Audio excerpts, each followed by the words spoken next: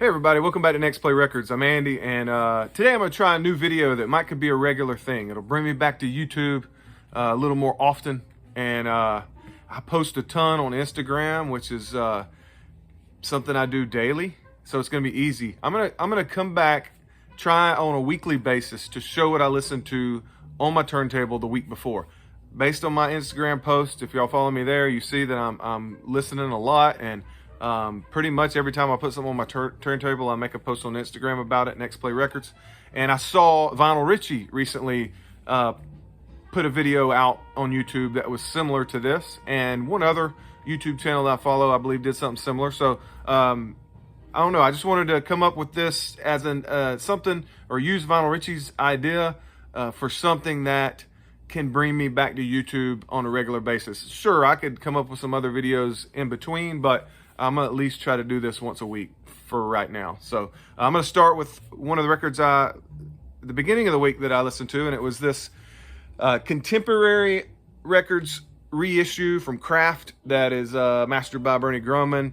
This is a album that it's kind of like a lost session in contemporary. It's not one that's talked about a lot. Harold Land on the saxophone. You got Dupree Bolton on the trumpet, which he was the great trumpeter on the Tone Poet reissue of Katanga, and he blew people away there who had never heard that session, me being one of them. And then you got Elmo Hope on the piano, Herbie Lewis and Frank Butler also on this session. It's a good reissue. Obviously, the quality is awesome. I wouldn't say that the music it will blow you away, but it's good quality jazz and worth a listen and worth a pickup for that value for such a good pressing. And obviously, the contemporary label replica is great. Kind of a dark green and gold. I really love that look to it. But that was one record from last week. Moving away from jazz, one of the most perfect country albums, especially in the 70s that this came out. This was a Honky Tonk Heroes, which was a session Waylon Jennings did, where he most of the songs on here and involvement from Billy Joe Shaver, who was the songwriter. You see Billy, wait, they all look similar. There's Billy Joe Shaver. You've got the man Waylon Jennings, but great musicians on the session, unbelievable songwriting, just catchy outlaw country. Some of my favorites, You Asked Me To, We Had It All, awesome songs. Obviously, Old Five and Dimers Like Me, just one of Billy Joe Shaver's best songs. Ride Me Down Easy, unbelievable. And then Honky Tonk Heroes, again, Billy Joe Shaver. But love this record. I go back to it a lot. It's one of my favorite country records. RCA label, this was a Vinyl Me Please reissue they did, colored vinyl, good stuff. Sounds great. Next record I listened to, him and Willie Nelson, my favorite country singers. He was me growing up and listening to, as I was maturing in music. I just love his voice. So many great hits. He wasn't a songwriter, but he took those songs Dean Dillon and some of the best songwriters in Nashville wrote and turned them into the most #1 hits of all time, right? George Strait, greatest hits. This is volume 1, has Unwound, his first single, Down and Out, If You're Thinking You Want a Stranger, there's one coming home, Full Hearted Memory, one of my favorite country songs of all time, Marina Del Rey, Amarillo by Morning, A Fire I Can't Put Out. I mean, it's just loaded with sing-along. I mean, I'm not the best singer, but I can sing along with this and sound just like him, so I really enjoy it. I think my wife enjoyed it, but I was singing for, 30 minutes straight right there. Another one I listened to, I was sticking to the country. This is Townes Van Zandt, Delta Mama Blues, also one of my favorite albums, one of my favorite Townes Van Zandt albums for sure. Come Tomorrow, Brand New Companion, Where I Lead Me, he's kind of got that, and Rake back to back. They kind of have that hardcore punch to them. Nothing, just a ridiculous song. The guitar picking, his voice is so different. Not the best singer, but it's unique. Bob Dylan, Willie Nelson type. Some of my favorite guys are unique and authentic, and that's Townes Van Zandt. So I listened to that one last week. Killer jazz album. This has got to be, I would expect this to be something that might come out on the Classic Vinyl series, because it was one of those sessions that's unbelievable. When I tell you the lineup here, unbelievable. The Procrastinator by Lee Morgan was done by Music Matters Jazz. This, I think, was the first time it came out as a unreleased session in '79 or something.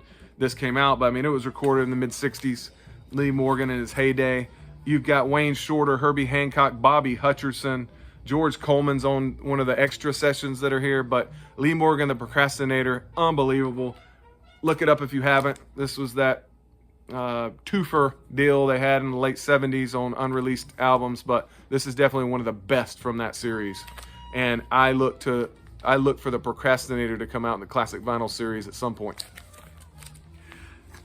This might surprise some of y'all. This is one of my favorite modern hip hop albums. This is one of my son's favorite current hip hop artists. This is J. Cole, but this one's more, I don't like a lot of his stuff.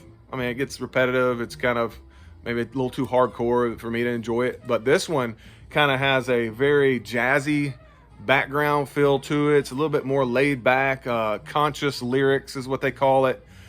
The title track, For Your Eyes Only, is an awesome song he wrote for a friend of his who was killed in gang violence and had a daughter who, was left fatherless. And that kind of stuff can hit you when you really listen to the lyrics on this stuff. These men are pouring out their hearts and talking about the culture that they grew up in and battled through and what it turned them into. And so J. Cole, For Your Eyes Only, stream it if you're interested. Pretty good stuff. Next was a big high on my want list album. This is Dolly Parton's legendary bluegrass. It's almost like you take Dolly Parton in an Alison Krauss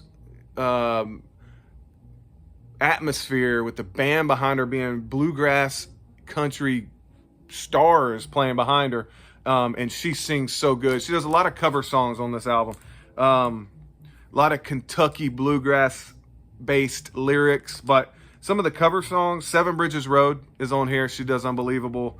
Bluer Pastures, I'm not sure if that is a cover song, but that's one of my favorite songs. It's got that Kentucky bluegrass theme to it.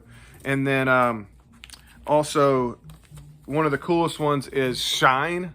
Everybody knows that 90s song.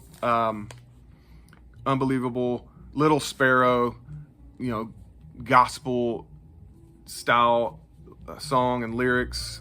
Down from Dover, unbelievable song. In the Sweet By and By, This Beautiful Life. Just an awesome Dolly Parton. Now, probably my favorite as in just music from Dolly Parton. Obviously, a lot of it's not her songwriting and stuff, but the way she does this, the bluegrass feel to it is so, so good. So this is one of my favorite ones that I listened to the past week. Dolly Parton, Little Sparrow. Another Vinyl Me Please, awesome. Vinyl Me Please, awesome reissue, color vinyl. Sounds awesome.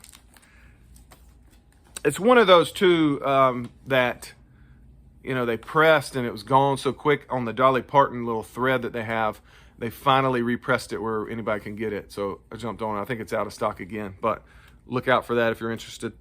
Okay, these last two were records that I found on Friday afternoon at a antique store, in a town close by to me. And this is the first one.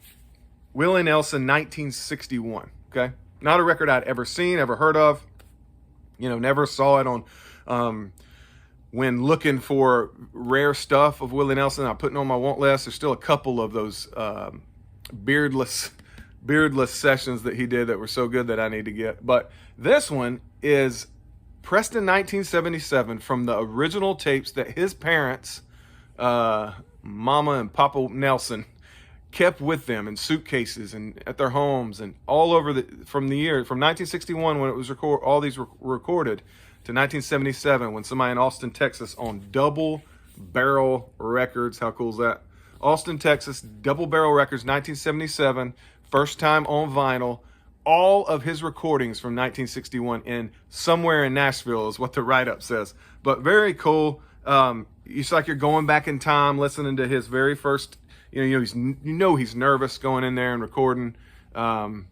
He's different from what's going on in Nashville at the time. There he is with his family. And then this letter here kind of tells, so this letter that's inside the album, sorry, I got cut off. It kind of tells you the situation that's going on. I'm gonna read a little bit of it. Dear friends and fans, enclosed you will find a double album that was recorded in 1961. These were Willie's first songs to ever be recorded. All the musicians on this session have gone on to become greats in their own field. If these tapes could talk, they would tell of a story that is unequal in our business, for they have been through fire that destroyed Willie's home, in and out of suitcases, pickup trucks, farms, and apartments.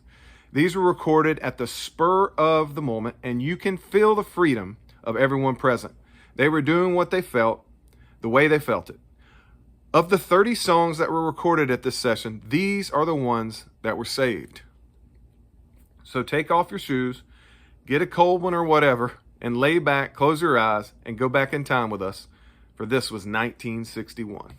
So, very cool session. I'm glad to have this as a huge Willie Nelson fan and a big part of my vinyl collection. Great addition. Fun listening to it last week. And the last one that I found at that, no, I'm sorry, not the last one. Yes, oh, there's one more, but I wanted to show you the label on this double barrel records, Willie Nelson 1961. And then the last one I also found at the antique store.